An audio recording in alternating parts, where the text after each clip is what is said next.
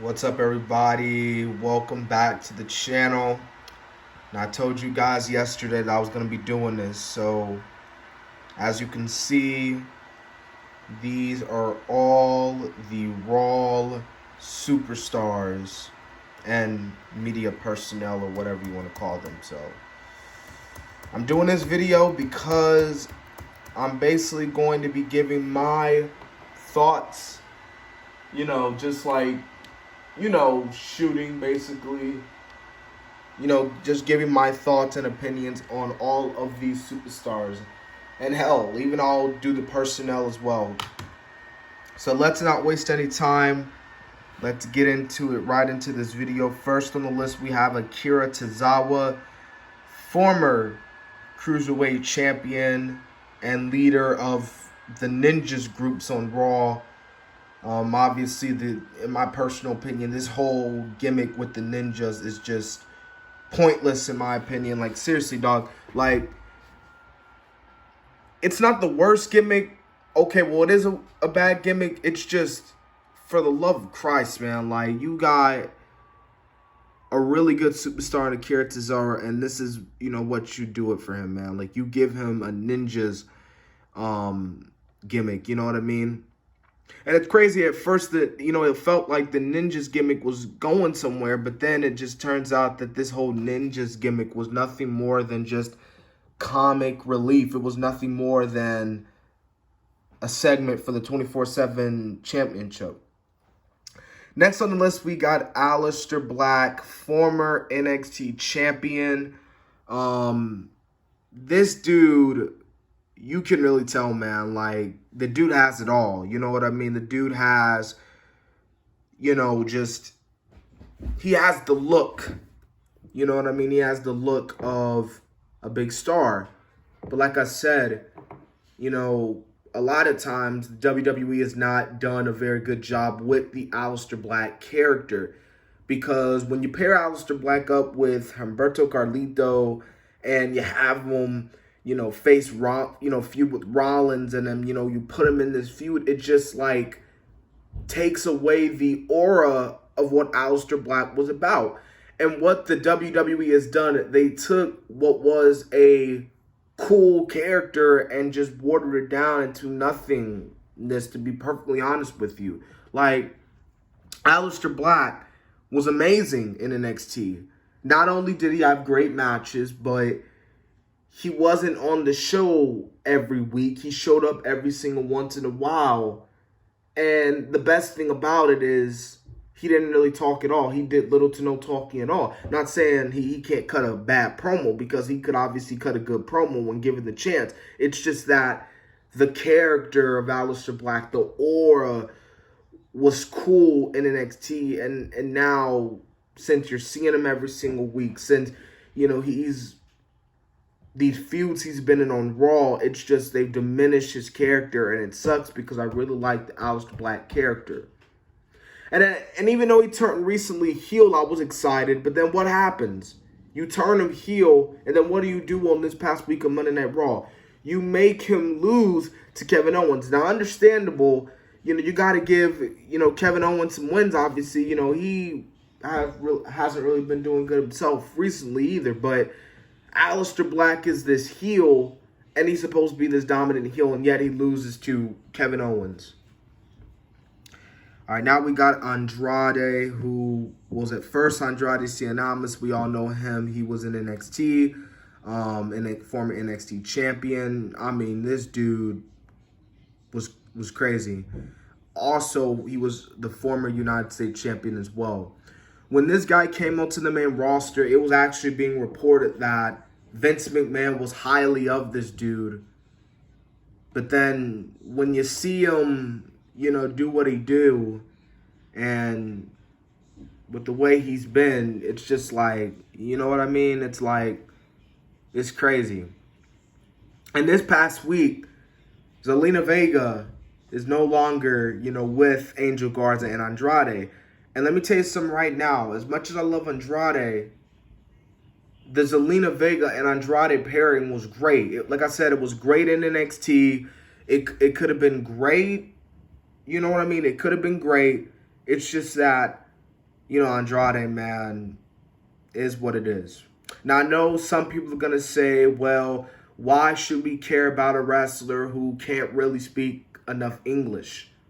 And that's the problem a lot of people say. It doesn't matter if you can't speak English or not. As long as you can go in the ring, then that's the only thing that matters. But then again, you got to cut a promo. You know what I mean? You got to have charisma. You got to have a character. But Andrade, really great wrestler, just needs a little, not saying a big push, but, you got to build Andrade up if you want to become a big star in the company. Now, Angel Garza and this guy, I could see why the WWE has, Vince McMahon was like, oh, man, I see Eddie Guerrero in him because he has a little bit of Eddie in him. I'm not saying he's better than Eddie. I'm not saying he's greater than Eddie because there will never be another Eddie Guerrero RP to Eddie Guerrero Viva La Raza. But Angel Garza, this dude, low-key pretty good. I remember watching his matches in NXT. He had some amazing matches against Lio Rush over the Cruiserweight Championship. If you haven't seen, you got to check them out, dude. Those matches were amazing. And, we got his little feud going with the Bachelorette girl, whoever the girl is. But, it is what it is. But Angel Garza, I could see him being the babyface in this feud with him and Andrade. I kind of wish they won the tag team titles before the split happened. But it is what it is, Now, we got one half of the Street Profits and one half of the Raw Tag Team Champions, Angelo Dawkins. And let me just say this, because I'm going to obviously talk a lot about Montez Ford when we get to him. But Angelo Dawkins is a guy that is also underrated. Every time people talk about the Street Profits, they all talk about how Montez Ford is this star. Montez Ford is this future main eventer. And I'm sitting here, okay, Montez Ford, cool guy. But Angelo Dawkins is really underrated too. Angelo Dawkins now, he can really good, man. You know what I'm saying? Like, really do got a really good personality I like about him. Really cool dude. Seems like a pretty cool dude to hang out with in real life. Now this guy, Apollo Crews, the former United States champion. And let me just say about Apollo Crews, this is a guy who I felt like should have been built more as a champion. And what I mean by that is during his United Championship reign, I feel like that they could have built him a little bit more better. You know what I mean? Like, they could have built him up as this big United States champion. You know what I mean? He's getting in these battles with, the Hurt Business, and he's losing. And it's like, dude, he's the champion. I understand you got to give momentum to challengers, but you got to give Apollo some wins. And then the crazy thing is, throughout his entire reign as champion, the only person besides the Hurt Business that he defended against was Andrade. Like, dude, this dude beat the Hurt Business. Like, it's time to move on. He should have got, new challenges. You know what I mean? He could have been having some good matches with Mustafa Ali. He could have been having some amazing matches with Ricochet. But, and then you bring the Hurt Business in, and then you have Lashley take the title off him. Now, this is a woman who I believe is one of the best, not just the best, women on the roster, but one of the best women in the world, actually. Asuka, the Raw Women's Champion. We all know what she did in NXT. Amazing. Really amazing. It sucks that Kairi Sane is not here. Unfortunately, she left back in, August, so it's kind of a shame. But, Asuka, man, this is really, really good. Asuka is really, really good, man. She's had some good matches. Asuka is one of my favorite women on the roster, and she's just, I'm just so glad that they finally decided to put the Raw Women's Championship on someone who can literally bring out the best of the women, and that woman is Asuka. Now, moving on, there's Becky Lynch. Now, Becky Lynch, I can see why a lot of people like her. Becky Lynch, even though she's not here, even though she's becoming a mom, obviously, congratulations to her. Becky Lynch has evolved over the years. She went from being this happy-go-lucky, happy to be here, to the Irish lass kicker, to the man. And I know some people are going to be like, oh, she ain't no Stone Cold. And you're right, she isn't no Stone Cold. And I hate how people keep comparing Becky Lynch to Stone Cold. And then the sad thing about it is that she was on an episode with Stone Cold, you know, his little show on the USA Network, and she literally Stone Cold, like, gave Stone Cold the stunner in the ring. And I'm just sitting there shaking my head. It's like, dude, Stone Cold would literally stunner you if this was 1997. Stone Cold wouldn't give no F's about you. But overall, good wrestler. You know what I mean? And she's had some pretty cool matches. Well, decent matches. Now, this is a woman that I know is a star. You know what I mean? Like, just like her husband, Montez Ford, this woman is definitely a star. I've said it before and I said it. I don't know how, in God's name, that Triple H did not put the NXT Women's Championship on Bianca Belair before she left. And then the sad thing is, when she was facing Rhea Ripley at TakeOver Portland, she was literally a bystander. She was an outsider. Everyone who watched that match knew that Bianca was going to lose, and that the only reason why they're doing this feud was to set up Charlotte versus Rhea at Mania that year. It just sucks because Bianca is so damn good. She has everything, bro. She can cut a promo, dude. She can freaking wrestle a match. She is athletic. She is gifted in the ring. This woman has everything you want to see in a superstar, bro. I'm not even freaking kidding, dude. This woman is literally so freaking good. And like I said, I don't even know why in God's name Triple H did not put the NXT Women's Championship on her. You know what I mean? Like, come on, Triple H. I love you, but you come on. All right, so we got this guy, The Big Show. Well, it's The Big Show. Ah, yes, The Big Show. What a legend. The Big Show is no doubt gonna be a future Hall of Famer. What I love about The Big Show is also his transformation over the years. How, you know, he has went from not being so, you know, a little chubby in the ring to having a six-pack. So shout out to The Big Show for that. The Big Show is, without a shadow of a doubt, our today's Andre the Giant. He literally is, and I have nothing but respect for The Big Show.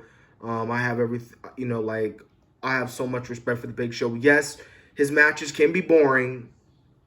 Like, his recent feud with Randy was kind of boring, but, you know, then again, you know, it's The Big Show is a legend. Yeah, Big Show. Love you, man. Keep it up. All right, now we got Billy Kay. So obviously we all know the Iconics broke up. Now, I don't know why you would break the Iconics up, like, knowing damn well that they're just so damn good together. Like, let's be real here.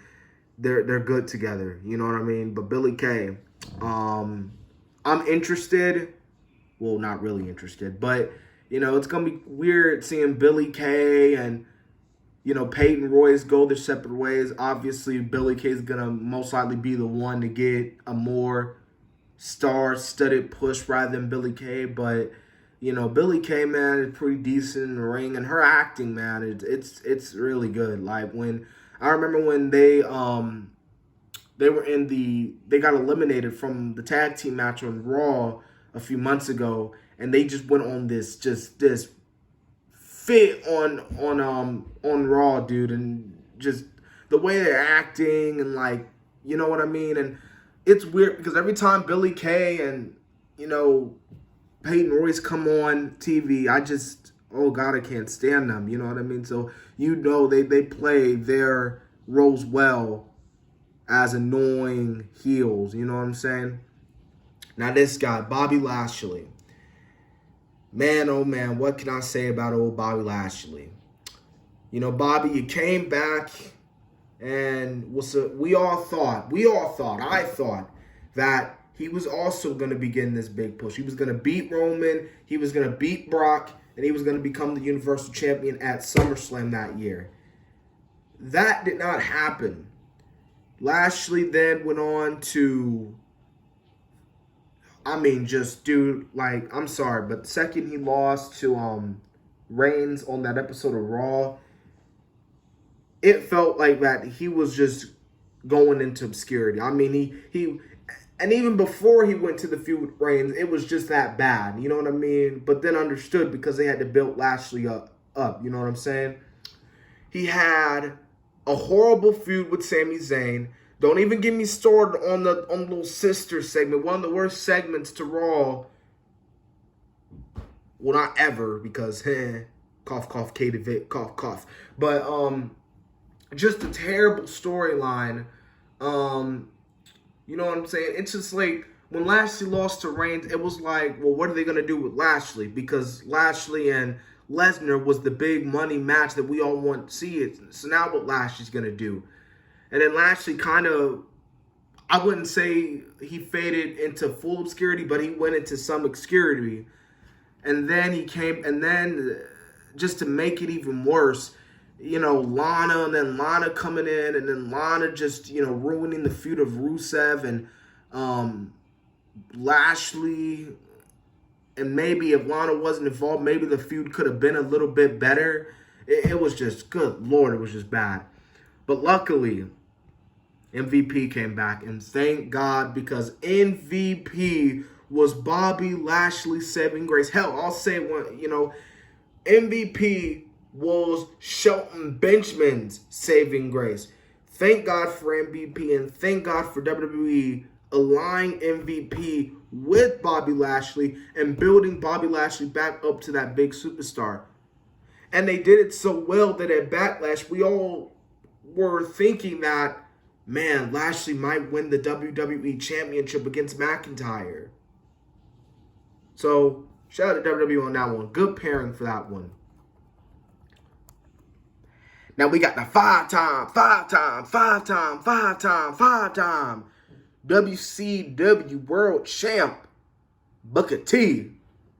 Oh, God, I love Booker T, man. Booker T, dude. This guy, like I said about the Big Show, is an effing legend, dude. I love Booker T. And what I love about Booker T, man, on his he does this little podcast, reality of wrestling YouTube channel or something like that. What I love about the Booker T is that he's not afraid to hold back, what he says. I believe this was a few months ago, this was around the, Big E was starting to get his solo run, and Kofi wasn't there, and, Xavier at this point was already injured, which he still is. Hopefully Xavier Woods gets back to where he needs to be. And he said that Big E needs to, break away from the Shield. I mean, not the Shield, good Lord. From the New Day. And I would obviously go into more of that, but I'm not, because that Big E's on SmackDown, so I'll obviously get into that when I get into SmackDown. But Booker T, you are a legend, dude. Even though The Rock didn't, even though The Rock didn't know who the hell you were at first. But Booker T, we knew who you were. And trust me, Booker T, we love you. And you are certainly a legend. One of the best WCW wrestlers. You know what I'm saying? So Booker T, amazing guy. Just all around cool guy. Another legend in the business. Someone who is hated by the fans. Hated. And to a degree, yes, it's understood, because then again, Brock took the title, the Universal Championship, and literally fucking went home and never fucking defended the belt. You know what I mean? Same thing with the WWE Championship. That's why I wasn't really happy when he beat Cena at SummerSlam 14, because I was like, bro, he's gonna win the title and then go home, and what'd he do? Went home. Same thing when he won the WWE Championship against Kofi. I'm like, dude, he beats Kofi. And then what? He doesn't defend the championship, Survivor Series, and then you don't really see him again. But despite that, Despite that, Brock Lesnar is an amazing wrestler, underrated wrestler. He has had some amazing matches. And surprisingly, a lot of those really great matches he's had were against cruiserweights, which is weird because I literally thought, why in the world is Balor and Bryan and Ricochet, well, especially Ricochet because he got squashed, why are these cruiserweights getting in the ring with this 300-pound monster knowing fully well he's going to fucking kill them? But imagine your ass. They've had some pretty good matches. He had some pretty good matches. And I wish his match against McIntyre would have been a little bit better instead of being a... Oh, went down the list. Sorry about that. His match against McIntyre should have been a little bit more longer. Should have been a little bit more... You know, instead of Claymore kick, F5, F5, Claymore kick, F5, Claymore kick, Drew wins. All right, so we got this man right here, Cedric Alexander. Recently, Cedric turned heel, which obviously I thought that was a really good decision because Cedric is in dying need of a heel turn. Obviously, Cedric, former Cruiserweight champion, just one of those Cruiserweights who's gifted in the ring, but there's a but. And I'm going to get to that when I get to Ricochet on that part. One of the best women in the WWE and one of the best women wrestlers in the world. Yes, is she overpushed? Yes. To an extent, yes. But just because she's overpushed doesn't take away the fact that this woman has incredible matches, and every time she gets in the ring, she just puts on banger of a match, and that woman is Charlotte Flair, okay? She has had matches, just amazing matches against Becky Lynch, Bayley, Sasha Banks. Even though they hot potatoed the championship, they had some amazing matches together. Ronda Rousey along with Becky Lynch. Well, it was decent. But what I'm trying to say is Charlotte can have those great matches. It's just that the fact that she's overpushed is the problem with a lot of people in the wrestling community. She's not a bad wrestler. It's just the fact that she's winning these constant championship reigns, trying to get up to her Pop's 16th title reign. So all hail Charlotte Flair. Now we got this beautiful, lovely backstage personnel, Charlie Caruso. I can see why Angel Garza just adores you, Charlie Caruso, because I sure as hell do. You know what? As a matter of fact, and I'm glad that she's actually on First Take. You know, no disrespect to Molly, but let's be real, no one really likes Molly on First Take. But Charlie Caruso, dude, is really amazing, dude. Like, she is just so beautiful and just really good. You know what I mean? So, shout out to Charlie Caruso, man. You're killing it. And continue to kill it. David Otunga. Alright, so now... Alright, so moving on from that, we're going to Dolph Ziggler. This guy, good Lord, Dolph Ziggler. You know, Dolph Ziggler, man, is a guy who... he's just never lucky. You know what I mean? He's never lucky. He can put on those great matches. He can have those, you know, banger of matches. He can cut those great promos, even though most of them will turn into memes. But I will admit, this guy, the problem with Ziggler is that this dude, well, let's be real, doesn't really have character. But this dude loses 100% of his matches. And here's the thing with me, and here's what I don't get. Every single time they keep putting this dude into championship matches, into these championship feuds, these main event feuds, and I'm sitting here thinking to myself, why are they putting Ziggler in these main event spots? Why are they putting Ziggler in these championship title matches, knowing damn well that this dude is going to lose? And then it's crazy because during those championship matches, they're trying to build him up like he's this contender, like he's this dude that's gonna stop the champion. Knowing damn well when he gets to the match, he's not gonna be able to. This guy, Drew McIntyre. Now, Drew McIntyre is a guy who, at first, when he came into the company, was destined to be the chosen one. He was destined to get a push. And then what happens? He becomes the Intercontinental Champion. Just fades into obscurity. 3MB, which turned out to be a prophecy because now 2 out of 3 of them are WWE champions, which is crazy when you think about it. Who would have thought that these pair of jobbers, and now 2 of them are world champion. One is making an impact. Well, trying to make an impact, but trying to fight for what he does because he has kids. Out of all the champions since WrestleMania, Drew McIntyre has been booked the best. Trust me when I say this, they have booked this man well. And even before he won the title, this dude was built up so well before WrestleMania that he looked like a legit threat, like someone who looked like they could take down Brock Lesnar, which he did at WrestleMania. So shout out to WWE, man.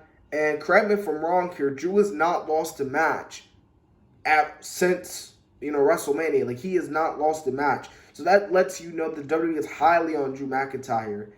And just good on WWE for finally putting the championship on a guy who deserves it. And let's be real, the dude leaving WWE, reinventing himself, and coming back, and just amazing by Drew.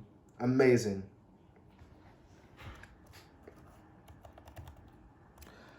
So we got one half of the Viking Raiders, Eric. Oh, good Lord. And since he's also on the same, page, Ivar, I believe Ivar's injured. I believe he's getting neck surgery, so I hope he gets better. But the Viking Raiders, the War Raiders, the Viking Experience, whatever you want to call them, dude, is a team that is so damn good, but it's just the fact that they are in a company where, let's be real, doesn't pay attention to or doesn't really care about the tag team division. Now, I will admit the WWE can put out some good tag team matches here and there, but it's crazy that they got so many great tag teams. It's just the problem that the tag team division in the WWE is not consistent. As a whole, is not even that consistent.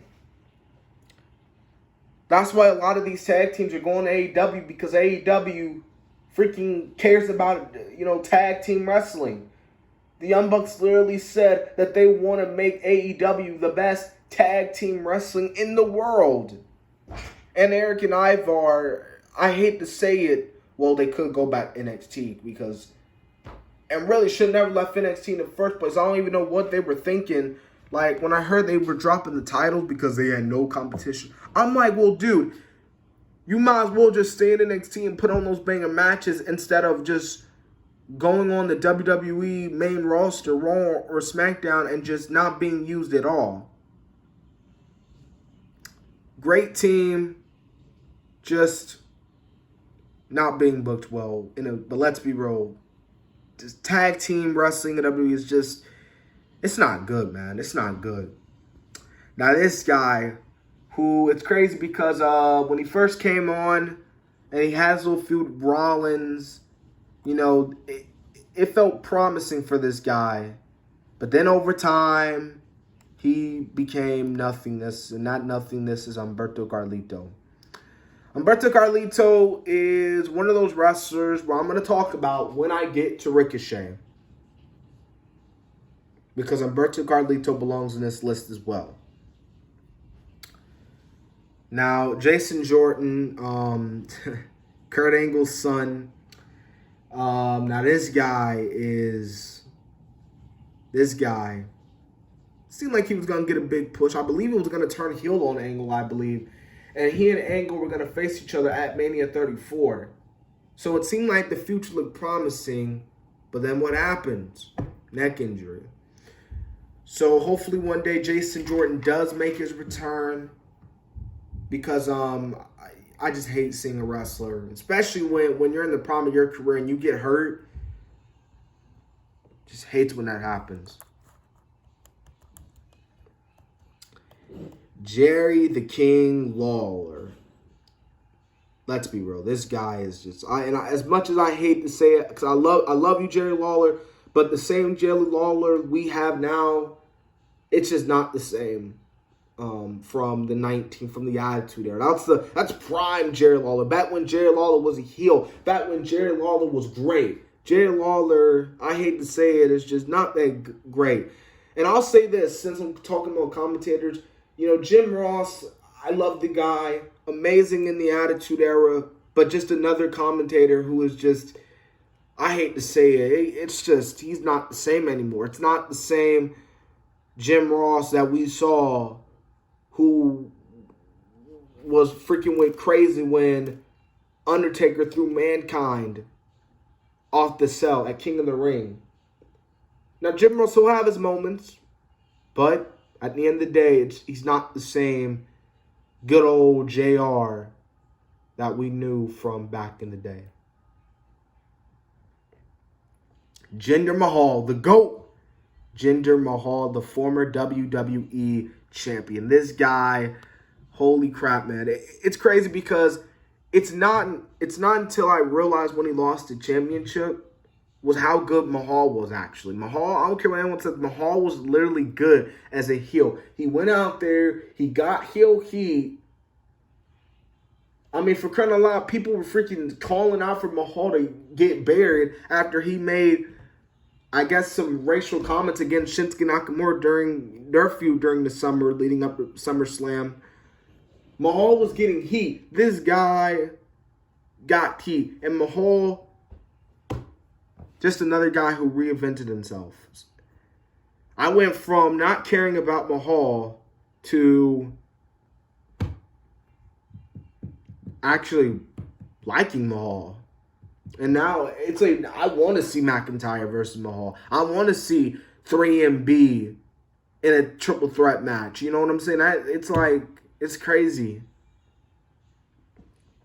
Now JoJo. Oh, JoJo. Kind of glad she became an announcer instead of a wrestler. She started out in WWE as a wrestler, and thank God she didn't. Her and Eva Marie would have been a good tag team. Known as the all women that can't wrestle club. I don't know. I'm not good at naming, but no, seriously, JoJo. Yeah, she alright. You know what I mean? I mean, the fact that she cheated on Bray. I mean, she's in a relationship with Bray Wyatt, but there's really nothing else I could say about JoJo. So yeah, Kevin Owens. Good heel. Very good heel. Was really good heel in, ROH, PWG, NXT. Now Kevin Owens, babyface. But it's just, they don't got nothing for him. And that's the problem with a lot of these superstars. It's like they're good in the ring, but there's just nothing for him. And Kevin Owens is a guy who could be a good baby face. But, I don't know. I don't know. There's just something missing. I don't know. Lana. Well, Lana, yeah.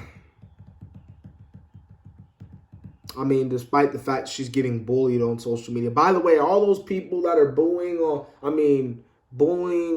social media, it's just like, come on, is it really necessary? I mean, I don't like Lana, but I'm not gonna sit up here freaking bullying her on social media. It's where the same people that were like, oh, we should respect, Hannah Kimura, RP to Hannah Kimura, by the way. Another person who died because of freaking idiots, basically. Bullies. Seriously, I hate bullies, okay? I think bullies are horrible. You know what I mean? Like, I don't like Lana, but I'm not going to sit up here wishing death on her. I didn't like Eva Marie, but I'm not going to sit up here and be like, oh my God, I hope Eva Marie, gets fired. Like, come on. Now, Liv Morgan. Oh my goodness, I love Liv Morgan. Liv Morgan is like my wrestling crush, dude. Like, she is so freaking beautiful. But despite that, Liv Morgan, this woman is just so good in the ring. And I know a lot of people are not really liking her little Riot Squad 2.0 with, Ruby. And I don't really like it either. And, I do think both Ruby and Liv can be great as singles competitors. But like I said, they need tag teams because just like the men's tag team, the women's tag team division is nothing. Just giving it my opinion, y'all. Mike Rome. Nah, he alright. Montez Ford, obviously future main eventer. This guy is just, amazing in the ring. Charismatic. Everything, just like I said about his lovely wife Bianca Belair, just everything you want to see in a superstar. And what I love about Montez Ford, what he does in the ring, he does this like turnaround for his finisher, like he turns it in the air. It just beautiful. Montez Ford, national treasure, just like his buddy, Angelo Dawkins. Oh, and speaking of Angelo Dawkins, shout out to Angelo Dawkins. He had a first child too. Vince McMahon, legend. If it wasn't for this man right here, I wouldn't be sitting behind this computer talking about this empire that Vince McMahon has created. I give it all. I could sit up here and shit on Vince McMahon about, he buried the Fiend, he did this, he buried this superstar, he buried this superstar, he won't listen to the fans. Despite all that, Vince McMahon, thank you. Thank you for creating this empire, for taking the WWE and making it into a worldwide sensation. Thank you, Vince. You are a legend. Yes, you're out of touch, but you are a legend. And I respect you for that. And you have my 100% full respect. You are a legend, Mr. McMahon. Murphy. Amazing talent in the ring. One match I highly recommend you go see. Go see his match with Reigns on SmackDown. They had an amazing match on SmackDown. Buddy Murphy obviously is with Rollins now. But I think they're starting to foil and turn, Murphy into a babyface, which I wouldn't mind because I think, Murphy as a babyface would be pretty cool, him feuding with Rollins. And I don't know if anyone saw this, but Rollins beat the hell out of Murphy this past week on Raw. And Aaliyah Mysterio went to check on Murphy before she got in the ring to check on her brother. So, interesting to see where they go. Some people said, a relationship storyline, she might be turning on the Mysterio family. Either way, I'm interested to see where that leads to. MVP. Like I said, this guy was the saving grace of Shelton Benjamin. The saving grace of Bobby Lashley. And hopefully will help Cedric get where he needs to get to. Natalya. We all know Natalya, Hart family, Hart dynasty, whichever one you want to say. Decent Hall of Famer, no doubt. Recently, it's been kind of boring, but it is what it is. Gotta help the other woman get over. You know what I'm saying? Nia Jax.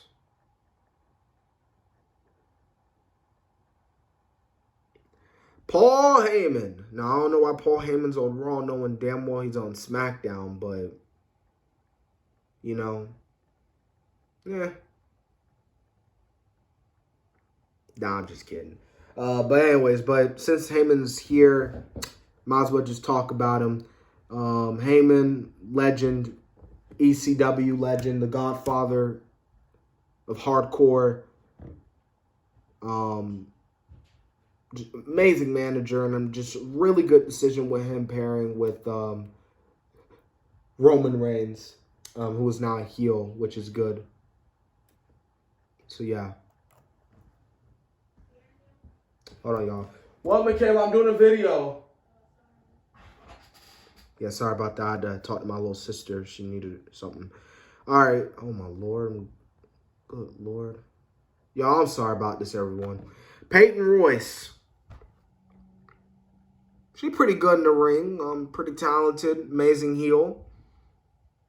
Can see why the WWE wants to give her a push. But then again, you know, her and Billie Kay deserve each other well.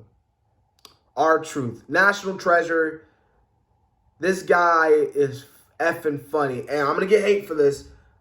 But honestly, I don't care. He is funnier than Adam Silver on Being the Elite, okay? I'm hearing this whole thing about, oh, Adam Silver is this national treasure. He is funny. There is no one funnier than Adam Silver on Being the Elite.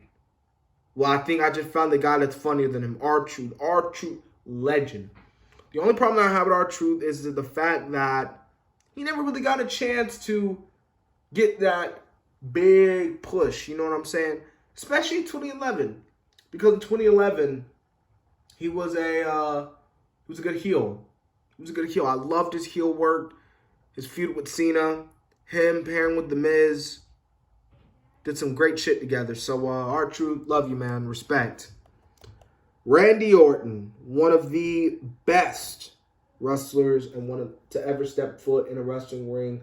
Future Hall of Famer, you know, world champion, the youngest world champion in history, defeating the person that will not be mentioned at SummerSlam.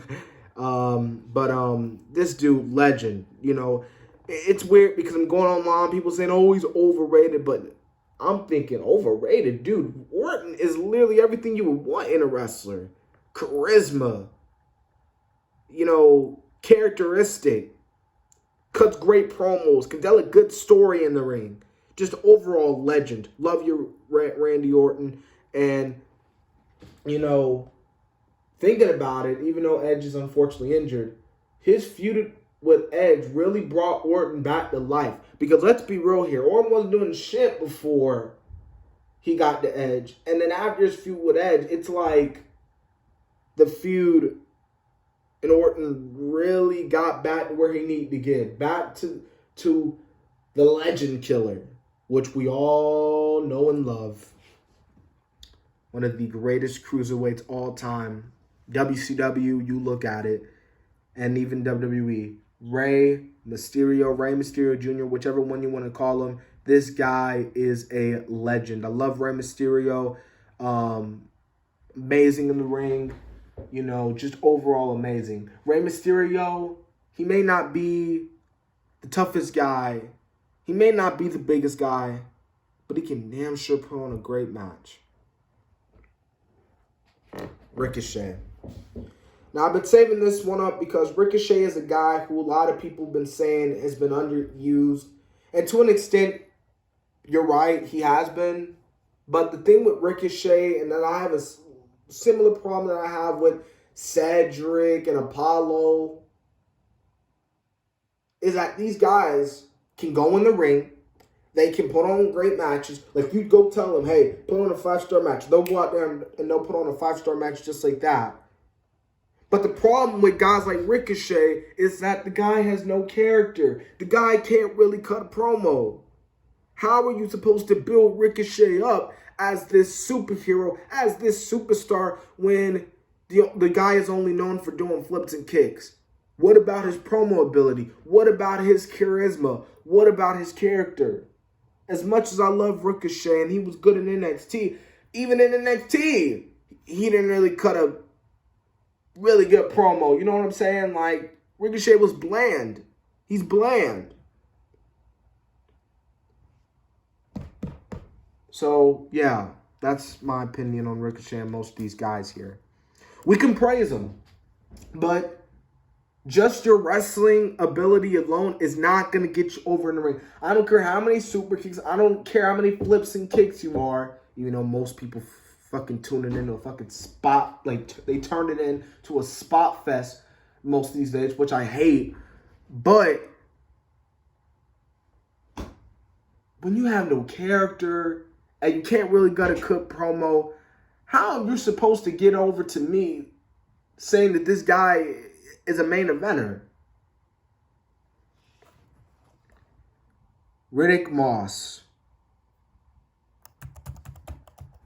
About to say Bobby Lashley. Robert Roode was amazing in Impact, TNA, whichever one you want to call it. He was good in NXT. Obviously not so good now. Unfortunately, he's in Canada because of the coronavirus. So hopefully, when that's all over, we'll see him get back, and who knows, maybe he'll go back to where he used to be. Ruby Riott, I love her, amazing. Yeah, really, really cool. I'm actually digging this new Ruby Riott. Samoa Joe, amazing commentator, amazing in the ring, can cut amazing promo, just injury prone. Seth Rollins. Now, some people will say his gimmick is a little weird, but I think this Monday Night Messiah gimmick has been so great for Rollins, and it's just him turning heel was amazing because, let's be real, his babyface weren't going nowhere.